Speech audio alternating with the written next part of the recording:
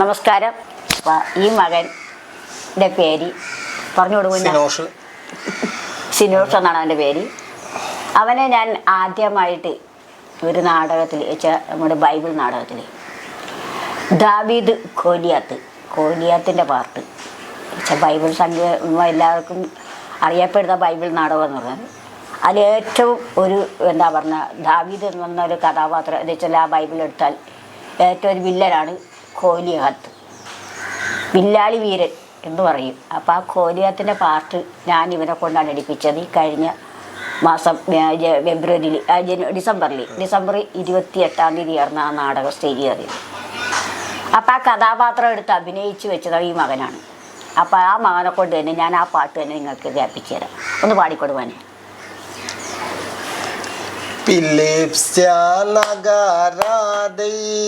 പുകഴ്മൈ കൊണ്ടിടുന്ന രാജാനാം ആക്കീഷ് തന്നൂടെ നല്ല അരുമൈ ചേർത്തോളനാകും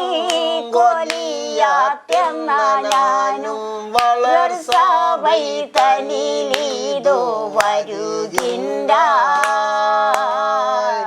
തനാനൈ തനാനൈ തനാനൈ തനാനൈ തനാനൈ തനാനൈ തനാനൈ തനാനൈ തനാനൈ തനാനൈ തനാനൈ തനാനൈ തനാനൈ തനാനൈ മന്നാവൻ മൊഴി തന്നെ മിറിയ വരുവോരേ ശക്തിയിൽ പിടിത്തവർ ശിരമതി അർത്തിടയൻ മനം തുടിയായി തുടിക്കിതോ മല്ലാനാങ്കോലിയാത് വരുകിன்ற തനാനൈ തനാനൈ തനാനൈ തനാനൈ തനാനൈ തനാനൈ തനാനൈ തനാനൈ തനാനൈ തനാനൈ തനാനൈ തനാനൈ തനാനൈ. മതിയാ മക്കളെ, അടിച്ചു പഠിച്ചില്ലേ? ഇനി എന്താ വേണ്ടത്? ഒരു പാട്ട് കൂടി പാടാ. പൊന്നാനും വേഗം திறமதாய் சென்று எனது மன்னன் அழைத்தவகை அறிந்திட போற அருமை சேர்ந்தனூடு புகழ் பெற்ற ராஜனேகேள் நொடியுடன் என்னை இங்கே அழைத்த வகை ഓതിടുവാൻ. ഞാനിപ്പോൾ ദാവീദും ഗോലിയാത്തും എന്ന് പറഞ്ഞ ഒരു കഥാപാത്രമാണ് അഭിനയിച്ച് കാണിക്കാൻ പോകുന്നത്. അപ്പോൾ ഞാനെന്നാ തുടങ്ങിക്കോട്ടെ. ഓ, അടിച്ചോട് മക്കളെ. ഫിലിസ്ത്യാനഗരതെ പുകഴ്മൈ കൊണ്ടിടുന്ന ഫിലിസ്ത്യാനഗരതെ പുകഴ്മൈ കൊണ്ടിടുന്ന രാജാനാം ആക്കീഷ് തന്നൂടെ രാജാനാം ആക്കീഷ് തന്നൂടെ നല്ല അരുമൈ ചേർത്തോഴനാകും ഗോലിയാത്തെന്നലാലോ അരുമൈ ചേർത്തോഴനാകും ഗോലിയാത്തെന്ന ഞാനും വളർസവൈ തനിലീതോ വരുകിன்ற നല്ല വളർസവൈ തനിലീതോ വരുകിன்ற തനാനൈ തനാനൈ തനാനൈ തനാനൈ തനാനൈ തനാനൈ തനാനൈ തനാനൈ തനാനൈ തനാനൈ തനാനൈ തനാനൈ തനാനൈ തനാനൈ ഓക്കെ. മന്നാവൻ മൊഴി തന്നെ മിറിയെ വരുവോരേ, മന്നാവൻ മൊഴി തന്നെ മിറിയെ വരുമോരേ, സടിതിയിൽ പിടിത്തവർ ശിരാമാതേ, ചടിതിയിൽ പിടിച്ചവർ ശിരാമാതേ, അർത്തിടായൻ മനോ തുടിയായി തുടിക്കിതോ, തടുത്തിടായൻ മാരാ തുടിയായി തുടിത്തിതോ, മല്ലാനാങ്കോലിയ വരുകിன்றாய், നല്ല മല്ലാനാങ്കോലിയ വരുകിன்றாய், തനാനൈ താനാനൈ തനാനൈ താനാനൈ തനാനൈ താനാനൈ താനാനൈ, തനാനൈ താനാനൈ താനാനൈ താനാനൈ, താനാനൈ താനാനൈ താനാനൈ. ദാവീദും ഗോലിയത്തും എന്നുള്ള ഒരു കഥാപാത്രമാണ് ഏറ്റവും വലിയ വില്ലനായ കഥാപാത്രം ഗോലിയാത്ത് ഈ ഇരിക്കുന്നത്.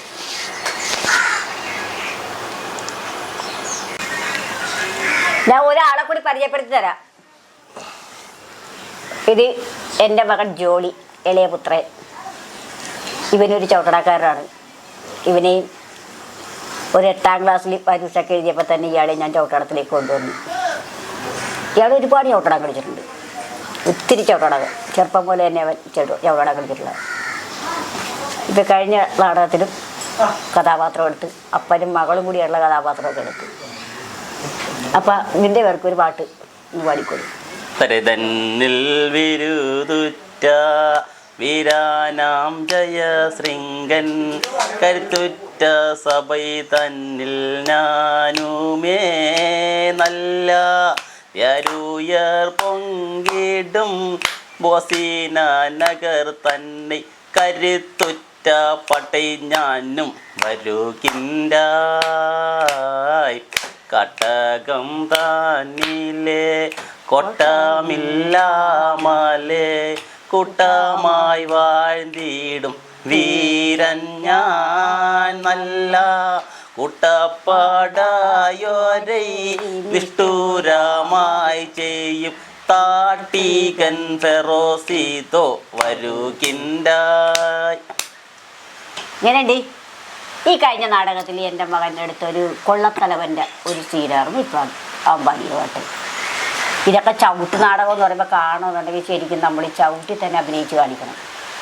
അതാണ് ചവിട്ട് നാടകം. അടുത്ത എപ്പിസോഡിൽ ചത്തില്ലെങ്കിൽ വീണ്ടും ചവിട്ട് നാടകം ഞങ്ങൾ ചവിട്ടി തന്നെ. ഇപ്പോഴത്തെ ചവിട്ട് നാടകമല്ല, ഇപ്പോഴത്തെ ഈ ഗോതിരത്തിൽ കളിക്കുന്നത് ബാക്കിൽ നിന്ന് പാടിക്കൊണ്ടാണ് ഗോതിരത്തിൽ കളിക്കുന്നത്. പക്ഷേ നമ്മൾ നാടൻ ഈ ചെല്ലാനും തൊട്ട് ഫോട്ടോ ചെല്ലുന്നില്ല, നമ്മൾ സ്വന്തമായിട്ട് പാടി സ്വന്തമായിട്ട് അഭിനയിക്കുന്നതാണ്. മറ്റുള്ളവർ കാണുമ്പോൾ എന്താണ് കാണിക്കുന്നു അങ്ങനെ കാണിക്കുന്നു. പക്ഷെ അതല്ല ഒറിജിനൽ നാടകം ഇതാണ്. പക്ഷേ നാടൻ കളിച്ച് വരുമ്പോഴേക്കും അല്ലേ ഉള്ള മിട്ട് പൊട്ടിപ്പോവും ചവിട്ടി. എന്താ ചവിട്ടും സ്വന്തമായിട്ട് പാടിയും കഴിവും. അതാണ് ശരിക്കും ചവിട്ട് നാടകം. ഇപ്പം ഈ ഗോതിരത്തിൽ സ്റ്റൈലായിട്ട് പോകണമെന്നെങ്കിൽ അവർ ബാക്കിൽ നിന്ന് പാടി അഭിനയിക്കുന്നു, അങ്ങോട്ട് പോകുന്നു. പക്ഷെ അങ്ങനത്തെ അല്ല ഗോതിരം. ഒറിജിനൽ ചവിട്ട് നാടകം ഇതാണ് ഞങ്ങൾ പാടിയത്. സ്വന്തമായിട്ട് ചവിട്ടി കളിച്ച് വരുമ്പോഴേക്കില്ലേ അതിൻ്റെ ഇതറിയണമെങ്കിൽ ആ ചാക്ക നേരിട്ട് തന്നെ കാണണം ചവിട്ട്. ഇപ്പോഴത്തെ പ്രശ്നമൊന്നുമില്ല, ഭയങ്കര പവർ സംഭവം അത്. സ്വന്തമായിട്ട് പാടി വരുമ്പോഴേ ടയർഡായി പോയാലും ടയർഡ് ചുരുക്കടെ എത്ര ഉള്ള ഹൈറ്റുള്ള വണ്ണമുള്ള പാവാലും ആ ഒരു പാട്ട് കഴിഞ്ഞ് ഇപ്പുറത്ത് വരുമ്പോഴേക്കും സംഭവം ഓക്കെ ആവും.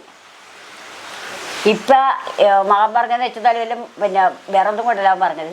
ഗോതുരുത്തിക്കാരുടെ നാടകം എന്ന് പറഞ്ഞാൽ അവർക്ക് മ്യൂസിക്കും എന്താ പാട്ടുകളൊക്കെ എല്ലാം ബാക്ക്ഗ്രൗണ്ടാണ്. നമ്മുടെ സിനിമയിലെപ്പൊക്കെ തന്നെ ബാക്ക്ഗ്രൗണ്ടാണ്. അപ്പോൾ അവർ ബാക്ക്ഗ്രൗണ്ട് പാടിക്കഴിഞ്ഞാൽ നമ്മൾ എന്താ ലിപ്പ് മാത്രം ചെയ്താൽ മതി. പാട്ടിനനുസരിച്ച് ലിപ്പ് മാത്രം ചെയ്താൽ മതി. നമ്മൾ സിനിമയിലൊക്കെ അഭിനയിക്കുന്ന ലിപ്പ് മാത്രം കാണിച്ചാൽ മതി. അതാണ് ആ ബാക്ക്ഗ്രൗണ്ട്. പിന്നെ അവരെ പറ്റി അവർക്ക് ഇത്രയും നല്ല ഒരു എന്ത് കിട്ടാൻ കാരണം തന്നെ ഓരോ സ്റ്റൈലാണ് അവർ.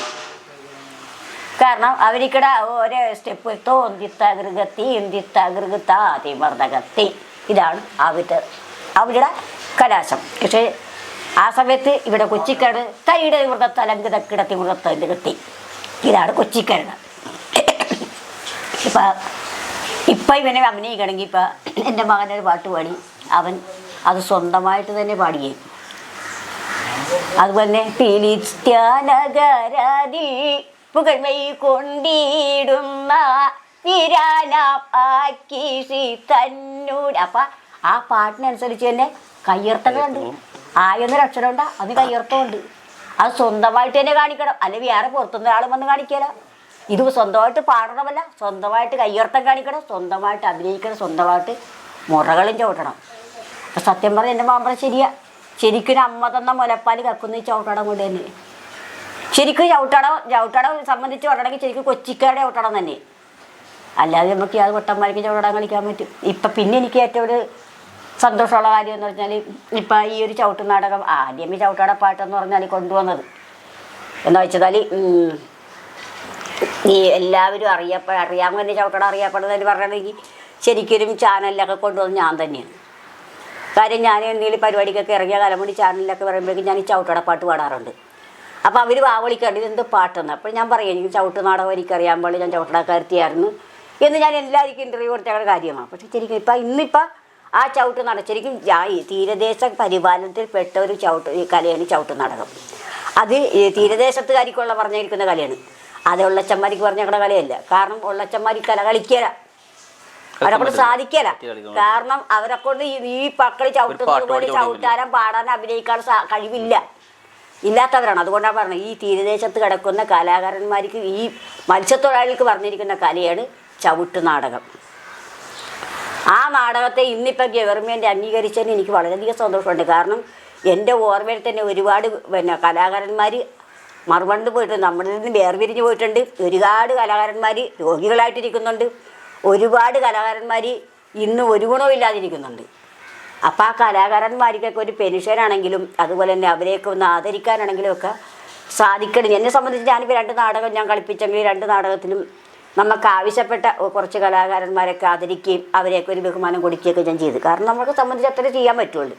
എങ്കിലും ഒരു ചവിട്ട് നാടകം നമ്മൾ കളിച്ച് വരുമ്പോഴേക്ക് പണ്ടൊക്കെയെന്ന് പറഞ്ഞാൽ പണ്ടൊക്കെ നാടകം കളിക്കുമ്പോൾ ഞാൻ ഫസ്റ്റ് ചവിട്ടടത്തിലേക്ക് ഇറങ്ങുന്ന സമയത്ത് ഞാൻ ഒരു അഭിനയിക്കാൻ പോയിട്ടുണ്ടെങ്കിൽ എനിക്ക് റിയൽസ് പൈസ എന്ന് പറഞ്ഞ് എനിക്ക് തന്നത് 15 രൂപയും. ഞാൻ റിയൽസിൽ അഭിനയിക്കാൻ പോയാൽ 15 രൂപ തന്നെ ഇതിലാണ് വണ്ടി പൈസ എനിക്ക് തന്നെ. ആ റിയൽസ് പൈസ തന്നെ അഭിനയിക്കുമ്പോൾ കിട്ടണം. പിന്നെ ഞാൻ സ്റ്റേജിൽ കയറുമ്പോൾ എനിക്ക് തന്നെ 100 രൂപ. ആ 100 രൂപയാണത്. അത് ഇന്നിപ്പോൾ 10,000-ൻ്റെ വിലയാണ് 100 രൂപ. ആ 100 രൂപക്ക് നമുക്ക് എന്തും നേടാം. ആ ഒരു 100 രൂപ എനിക്ക് കിട്ടണത്. അപ്പോൾ ആ 100 രൂപ കൊണ്ട് ഞാൻ അന്ന് കളിച്ച് വന്നവളാണ് ഞാൻ. ഇതിപ്പോൾ ഇപ്പോൾ ഇത്ര വർഷം കഴിഞ്ഞ് ഞാൻ ഈ ചവിട്ടട ഫീൽഡിലേക്ക് വന്നിട്ട് 53 വർഷങ്ങളായി ഞാൻ ചവിട്ടട ഫീൽഡിലേക്ക് ഇപ്പോഴും നിൽക്കുന്നത്. ഇപ്പോഴും ഞാൻ നിന്ന് പോണത്.